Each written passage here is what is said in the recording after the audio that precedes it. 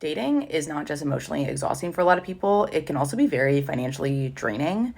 I am a certified financial planner. I talk about money psychology in the context of social issues. And I've noticed something really fascinating, which is when we think about money, we often think about like our coffee habits, our investments, but we rarely think about how money interweaves with our quest to find love. Studies have found that the average American spends $168 a month on dating.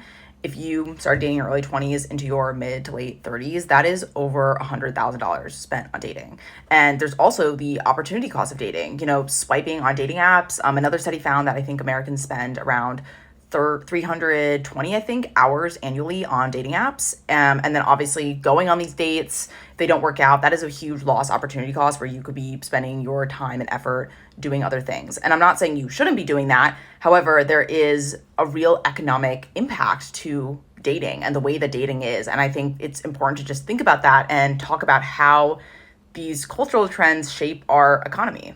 And I think a lot of people would agree that what is happening in the dating industry right now is a really good example of a larger trend, which is things that bring meaning to human existence, to life, connection, experience, joy, is becoming more expensive. Like dining out, going on dates, even like owning a pet. So when something like finding love becomes a luxury good, it's something you have to invest a lot of time and money on. That's not just a personal problem, that is a societal problem. Like if people can't afford to date, they miss chances to build partnerships, start communities, create community bonds.